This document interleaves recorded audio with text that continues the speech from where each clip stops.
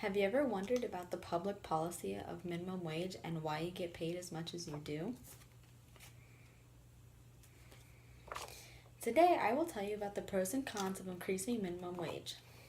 Minimum wage was first established in 1938 when the Labor Standards Act was put into effect. The minimum wage was set at $7.25 an hour. According to Journalist Resource, the goal of minimum wage was to stabilize the economy that was coming out of the Depression, to protect workers in the labor force, and to grant the working class the ability to earn a wage that could support them and their families. However, the $7.25 an hour has proven to not sufficiently supply the working class. According to Wharton University of Pennsylvania, a family with 2 kids that earns minimum wage still lives in poverty. The obvious solution seems to just pay workers more. However, the issue is a lot more complex. Increasing minimum wage affects different items economically. The main dilemma that the government faces could be that higher minimum wage could be at the cost of jobs for unskilled workers. Both pros and cons of minimum wage have been found and supported by research. One of the pros of increasing minimum wage is that it would create a livable wage that allows people the dignity of working a job that pays enough to live on and support their family.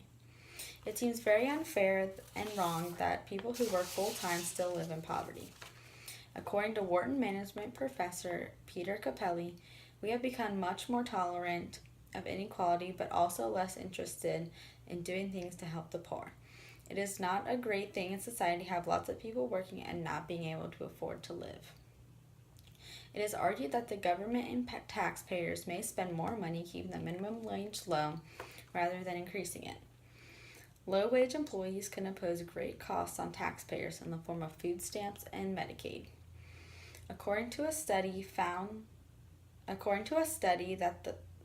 the total state-federal cost of providing public assistance to families of fast food workers total nearly $7 billion per year. Some of the main supporters of increasing minimum wage are big companies. As opposed to smaller companies, larger companies tend to have more money to pay workers and tend to be able to adjust the increase in wage without major job reductions. Some evidence exists that higher wages improve productivity. For example, some successful supermarkets and wholesale clubs that pay above minimum wage have the lowest prices, stable financial performance, and superior customer service when compared to its competitors, according to research by Professor Zeynep Ton. As studied in the book, What Does Minimum Wage Do? A moderate increase in minimum wage is useful and beneficial and will have little to no effect on employment and working hours for employees. One of the major arguments against increasing minimum wage is that only a small percentage of minimum wage workers are full-time workers whose family incomes fall below poverty line. Most people that work at low-wage jobs live in a household that earns higher than minimum wage, such as high school students, retirees, and other workers that work part-time in order to add to their family's income. Therefore, the increase in minimum wage would not accomplish its main goal, which is the reduction of poverty. The wage increase would go to people not in poverty. Another argument against increasing minimum wage is that more human capital is being replaced by technology and machines. Considering this, increasing minimum wage would not be beneficial to workers or the most practical option due to the fact that people in these minimum wage jobs can end up being replaced by technology. Major opponents of increasing minimum wage are small companies. With increased minimum wage, small companies hiring at minimum wage would have to pay employees more out of pocket. Therefore, the wage increase would decrease the profit of the company. The effects of increased minimum wage for small businesses could either be less jobs or higher prices on products, which would directly affect consumers.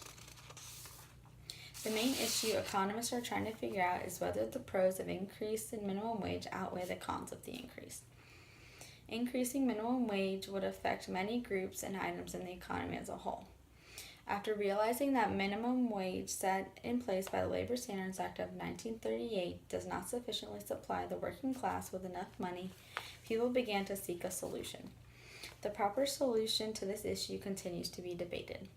I hope you found this speech informative and helpful.